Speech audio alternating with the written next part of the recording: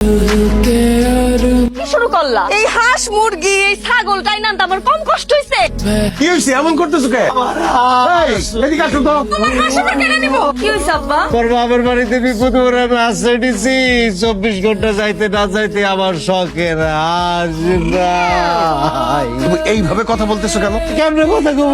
আপনার বাড়িতে আমি আইছি আমানত নিয়ে আমার সম্পদ নিয়ে আপনার বাড়িতে গচ্ছিত রাখছি না জিনিসটা এটা হারাই গেল। আর যদি চোরে নেয় বা শিয়ালে নেয় সেটা তো আমরা কি করবো? কি করবেন মানে আম্মা এটা কি ধরনের কথা কন? আমি বুঝাই কই আপনারা আপনার ব্যাংকের ম্যানেজার ব্যাংকের মালিক ওই ব্যাংকে ডাকাতি হয়েছে আমি ওই ব্যাংকে টাকা রাখছি আমার সম্পদ রাখছি ডাকাত দিয়ে গেছে কে দিবে আমার সম্পদ কে দিবে?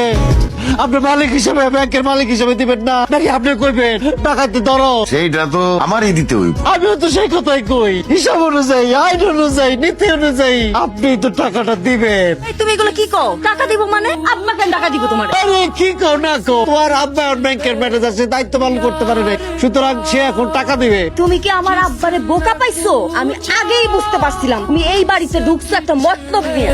দেখছেন আব্বা আপনার মেয়ে কি ধরনের কথা কয় আমার হাস শুনেছে কার এখান থেকে কার বাড়ির থেকে আপনার এখান থেকে আপনার বাড়ির থেকে তো সেটা আপনার দায়িত্ব না আমার দেওয়া এটা জরিমানা কি আমি দেবো? সাপলা তুই চুপ থাক। জামাই বাবাজি কত টাকা জরিমানা হয়েছে? 2000 টাকা 2000? 2000 টাকা এই তুমি না এই হাঁসটা 400 টাকা দিয়ে কিনলা? আরে আসলে জিতার দেখিয়েছে আমি কি বেড়া হাঁস এটা এটা একটা মহিলা হাঁস ও এই যে ডিম দিত না প্রত্যেকদিন ডিম দিত 30 দিনে 30টা ডিম দিত 6 মাসে কতগুলো ডিম হয় কত টাকা হয় হিসাব করো। বাবাজি আর হিসাব করার দরকার নাই। মার বাড়ির থেকে হাঁস চুরি করলো কোন চোরাই? এই হিসাবে তো উল্টাপাল্টা হয়ে গেছে গা আরো তো 3 মাসের ডিমের দাম না উঁচু ছিল।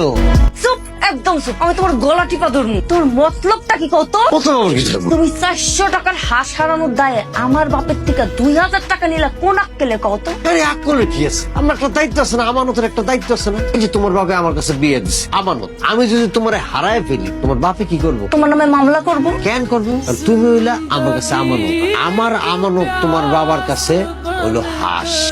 রে হাঁসটা রে আদরের হাঁস ছোট কাল থেকে বড় করছি আমার মুখ ফাইটটা যায় যখন আমার হাঁসের কথা না মনে হয়। চুপ একদম চুপ। মানুষের বোয়ারে গেলেও তো কেউ এমনি আহাজারি করে না, তুমি যেমনি করতা। তুমি চিন্তা করো এখন হাঁসটা আমার কাছে কতটা প্রিয় ছিল সুন্দরী রে তুই কই গেলি রে তোরে কেরা চুরি করলো ডাকাতি করলো তোরে কি পাশান দিতে কেউ নিয়ে যাবাই করে গায়ে বললো।